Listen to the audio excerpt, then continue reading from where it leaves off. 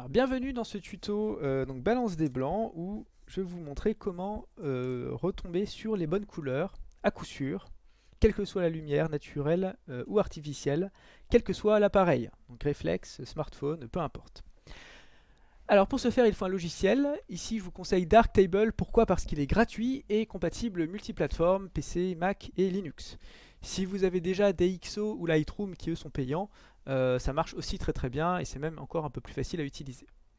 Alors dans Darktable, d'abord il faut sélectionner le dossier dans lequel on va travailler, donc importer dossier. Voilà, on sélectionne, on se prend le dossier dans lequel vous avez vos photos.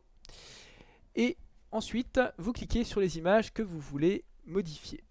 Donc pour notre cas, ça va être ces deux-là. Donc c'est la même lésion, mais l'une prise avec un réflexe et l'autre prise avec un smartphone.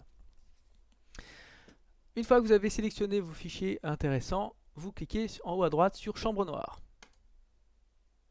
Une fois dans la chambre noire, vous avez du coup vos photos affichées en plein écran.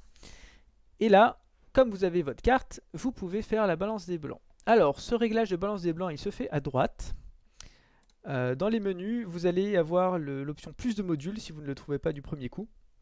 Donc plus de modules, vous pouvez chercher balance des blancs, c'est classé par ordre alphabétique et l'avantage c'est qu'en cliquant sur la gauche dans la colonne, vous pouvez le mettre en favori.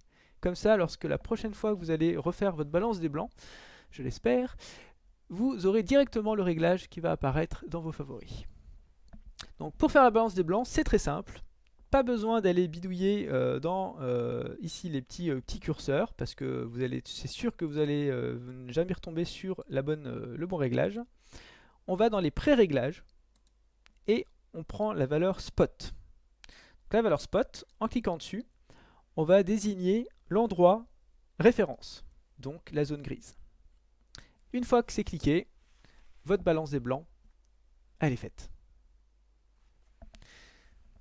Donc ça c'était la photo de réflexe. Si on prend la photo de smartphone, donc on double-clique, c'est exactement le même concept. Donc vous voyez que si on essaye de jouer avec la température, c'est souvent des options qu'on a de base sur les téléphones, c'est très difficile d'avoir le réglage optimal. Et donc pour être sûr et certain, on va faire confiance à l'ordinateur et donc mesure spot, on sélectionne et là on est certain que le réglage il est correct. Alors pour retomber sur nos photos, sur les fichiers, on retourne sur la table lumineuse, l'onglet en haut, on sélectionne les photos qu'on a modifiées et à droite, exporter. Donc exporter sélection, exporter.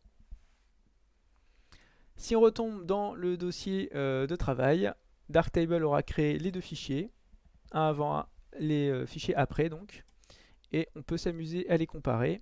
Donc ça c'est le fichier après. On va le mettre de côté.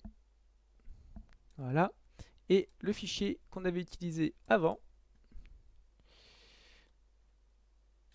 Hop. Et voilà. Alors, suivant la qualité de votre écran, vous allez voir ou non une différence. Le gros intérêt d'avoir réalisé ça, c'est que vous avez l'esprit tranquille, vous êtes sûr que ce sont les bonnes couleurs, donc pas de surprise à l'impression, et surtout pas de surprise lorsque vous allez comparer plusieurs photos qui ont été prises à des moments différents, même à 2 années d'intervalle, c'est pas un problème, tant que vous faites l'étalonnage avec une charte de gris, tout va bien se passer. Et on en a terminé.